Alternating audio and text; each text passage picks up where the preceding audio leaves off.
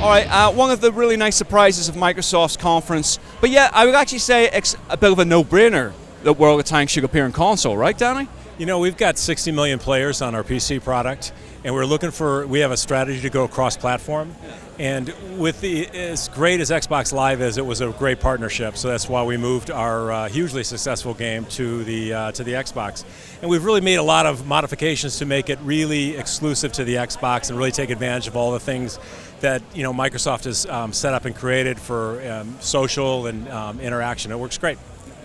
How long has this deal been in the making? Because this feels like I said, it sounds like an obvious thing, but it's only appearing now. I mean, you guys have been tinkering away at this for about, what, years now, right? Well, I can't say we've been tinkering away for years, but it's been underway for over a year now, over a year. Now, World of Wargaming is such a huge thing, and it covers like land, sea, and air. I mean, that was always a big thing you guys sort of pushed across the Gamescom and everything like that. World of Tanks, though, I mean, does that seem like the obvious vehicle to introduce to Xbox 360? Well, I think World of Tanks makes all the sense. It's had a huge amount of success worldwide. We think that our user base is really going to expand. Xbox Live's got about 48 million users, and they do most of their gaming on the Xbox.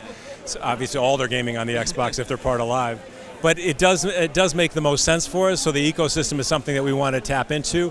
And Wargaming has got a real big push to be cross-platform. This will be really our first foray into cross-platform in terms of actually going to beta this summer. Now, you mentioned, you sort of saying cross-platform, you saying that PC owners can play 360 owners, is that the cross, or just that you guys are now shifting to console? In this particular case, you will not be able to play from the PC to the 360. It is a different ecosystem, but yes, that we want to take our intellectual properties across multiple hardware platforms.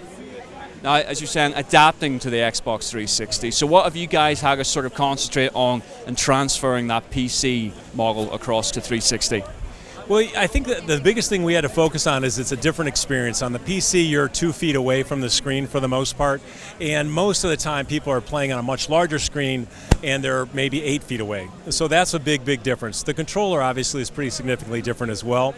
A mouse and a keyboard, which the PC is very normal, but the controller on the Xbox, so you have to do some modifications to be easily picked up, and that's one of the things we really, really focused on, is so that you can get in the game very quickly and easily, and it plays, I hope you get a chance to play it, but it plays just as how you'd expect a console product or a tank game to play. I would say that, I mean, it's always that big thing about transferring a PC experience over to a console, given the controller and given that sort of accessibility, it's just social media and everything like that. I mean, did you guys sort of take inspiration from anywhere? I mean, what was the sort of research you guys did until you came up with something you thought, you know what, that's just right for us? Well, it's interesting that you asked that. One of the advantages of partnering with Microsoft is you've got access to a ton of research, particularly on the user interface. So Microsoft's been very gracious with their UI studio, or their test studio, so we can, anytime we wanted, we got an idea for a control scheme or whatever, we could get a ton of input on how successful we were being in terms of getting the controls just the way we wanted. Of course, they've got a huge body of very successful games to know what kind of responses they got from that same test body. And as a result, we think we're well on our way to have an excellent control scheme. When players pick this up, when players get the free-to-play model, download it and everything like that, what should they expect day one? What are they going to get involved in? Well, I think the cool thing about free-to-play is a lot of people are going to get involved with it because the barrier to entry is very, very low. You know, all they basically do is have to have space on their hard drive and download it. The game is such that the core action of the game, you're going to be able to pick up and play right away. So in terms of getting in the tank, selecting it, and going out and shooting things, very, very easy. The interesting thing about our products, it's very, very deep. So which way the tank is facing, the angle of your shot, what you use the tank for in terms of whether you're scouting or it's a heavy or whatever, those all make an enormous difference, particularly when you start playing team tactics. So the game, while easy to get in and play, to be very, very successful at it, and from a team standpoint, then you really have to understand all the different tactics in it. And if you're familiar with the PC, there's a lot of information along those lines, and all that will be true in the console product as well. I guess people coming to this for the first time will have like game FAQs and stuff like that. There'll be so many guides already out there to sort of like key them into what they're getting ahead of the game, really. Well, to be honest, we're going to make a huge effort to get people up to speed on the game really easily. You'll notice if you play the game that there's help screens initially while we're doing some loading, that they talk about the tactics for the different tanks, because it does vary from vehicle to vehicle and how you want to behave in it.